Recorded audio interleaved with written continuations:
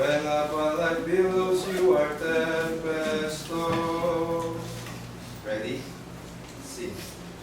When up like billows you are tempestuous. When you are discouraged thinking all is lost. Count your many blessings, name them one by one. And it will surprise you what the Lord hath done. Count your blessings, name them one by one. Count your blessings, see what God hath done. Count your blessings, name them one by one. Count your many blessings, see what God hath done. So amid the conflict, whether great or small, do not be discouraged, God is over all. Count your many blessings, angels will attend. Help and comfort give you to your journey's end. Count your blessings, name them one by one. Count your blessings, see what God hath done.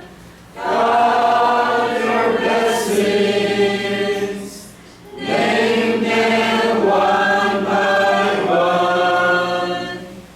Count your many blessings, see what God hath done. Tayo ko rin po, Diyos namin. Diyos Ama, mga Panginoon, takina sa lahat, Panginoon, lubos ay papasalamat sa lahat po ng biyaya at pagpapala na binigay niyo po sa amin. Hindi pa rin papasalamat po kami sa araw na ito. Nagbilang niyo po sa amin ng buhay at kalakasan. Upang gampanan po namin ang aming pagiging Kristiyano, Panginoon. Dalangin namin, Panginoon, ng mga salapi, ang ating kapagpagan. Ngayon magamit ito sa pagpapalaganap ng iba ng salita at din sa pagpapaunlad ng bahay sa bahay ng Panginoon. Dalangin din namin na makatulong ito sa ilang po. Kapatid po namin na nakakailangan sa pagpapalansya. Ilinig namin, Panginoon, sa mga darating ng mga araw na maingatan din po kami kabayat sa mga negosyo at mga Panginoon. Ingatan din po kami at ipagaling po sa amin ang mga kailangan sa aming pagpisikal na mga tao. Dalangin din namin, Panginoon, naligid po kami sa mga kapahamakan o anumang karamdaman at ipagaling po sa amin ang kapayapaan sa mga puso at isipan. At sa mga bagay, Panginoon, hindi makasanggita ng mga labi, ay patuloy po namin hinihiling at kami sa laman. Sa ngalan po ng anak na si Kristo Jesus ang nagkakapagligtas, ay pagkalagyan. Amen.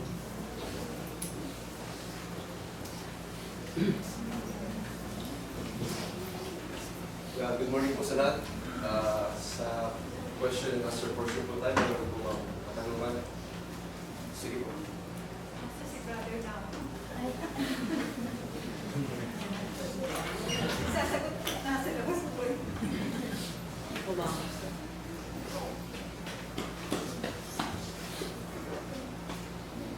Sige po. Question. Brother na ako, may tanong ako. Na-capture ko kasi yung attention ko dun sa title pala. Mysteries of Being in Christ. Tatlong character sa Bible yung pumasok sa isip ko. Una, si Mary na isang dalaga na hindi niya alam na magbubuntis siya. Yung transition mahirap yun kasi from dalaga kasi kakaroon ka ng anak. Second, si Jonah na sa ayaw at sa gusto niya, doon siya dadalhin ng Diyos talaga. Kung kulang kainin siya ng malaking isda, makarating lang siya dun sa lugar na kung saan hindi niya gusto. Pangatlo, si Saul or si Paul na isang may license to kill na sa bandang huli, yung pagtatanggol niya yung mga taong pinakatay niya. So mayroon yung transition na yon. Ang tanong ko lang, nasan yung free will? Nasan yung, totoo nga ba talagang may tinatangi ang Diyos? Bakit sila napili?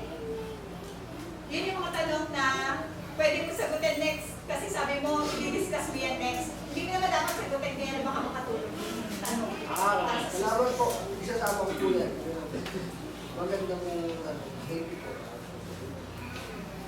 Kay Paul yung kung asa ng leader. Andun po yun sa susunod natin kung paano binuksan ng Diyos ang kanilang puso. Paano sila binago. Para sagutin, ano po yan eh? Through the words, through the gospel. Kaya po nagbabago ang tao. Kaya po nabubuksan ang kanilang mga puso.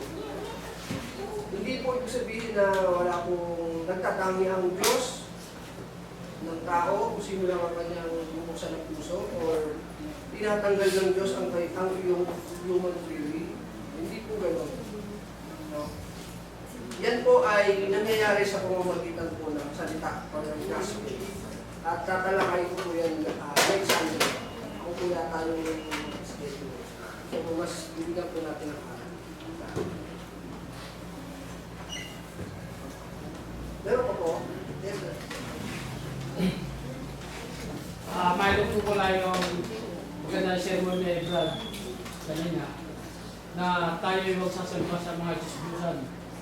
Dahil ang mga Diyos-Diyosan ay ginawa ng tao para sambahin, pero hindi makapagliligtas sa ating kaluluwa.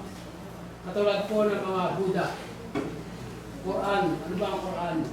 Buwan. Yan po sinasamba nila. Ang Buddha, ang karamihang sumasamba dyan, mga hapon. Mga hapon. Maraming sumasamba sa mga baka.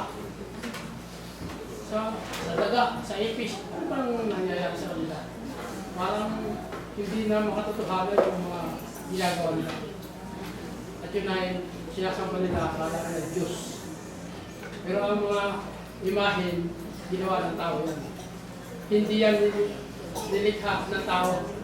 Ang lumikha, iba yung lumikha at iba yung nilikha.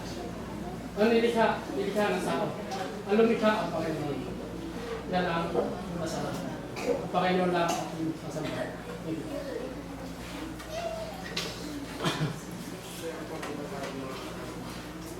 Clarification o ilalagdag po.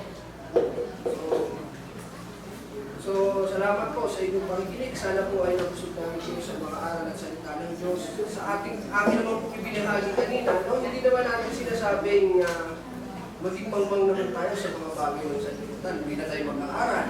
So, alam ko po, halos lahat dito, mataas po ang mga pinag-aaralan. So, ang sinasabi lamang po ng ating pinag-aaral ay huwag nating gawin natin ipagyabang kung ano yung ating ano yung meron tayo ating karunungan. Huwag natin ibase doon yung ating pananampalataya na para bang dahil sa sobrang talino mo ay hindi mo nakikilalanin ang kapangyarihan ng Diyos. Hindi po ganun ang ating sinasabi. Mahalaga po na tayo ay marunong, may pinag-aralan. Sapagkat pero wala po ito kung hindi natin maaarap yung kalooban ng Diyos. Wala po natin bagay na meron tayo. Hindi natin ito na unawaan, hindi natin pinatatanggap yung mga karunungan galing sa Diyos. Pinangangaral po ng Biblia. Lahat po tinalakay kanina.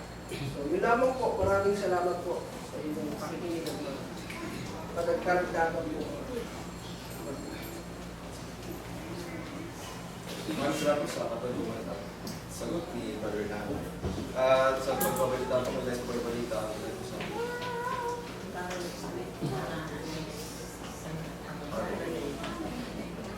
i-announce po namin ulit na sa darating na December 13 is coming Saturday po. Ay magkakaroon po ng Vacation Bible School program na inanyahan po tayo ni Brother Nelson. Nagaganapin po sa Vida Residence sa Catalina Clubhouse in Las Vegas, Cavite from 7 a.m. to 5 p.m. So, invite po namin ulit mga kabataan. Right? Katandaan po pwede naman sa mga. Meron din po tayong service from here. Papunta doon, then pauwi din po. So, wala po tayong magastusin sa church. So, mamaya po after service, magkaroon po ng small, short Anong araw yun? Saturday po, 7 a.m. to 5 sa inyo.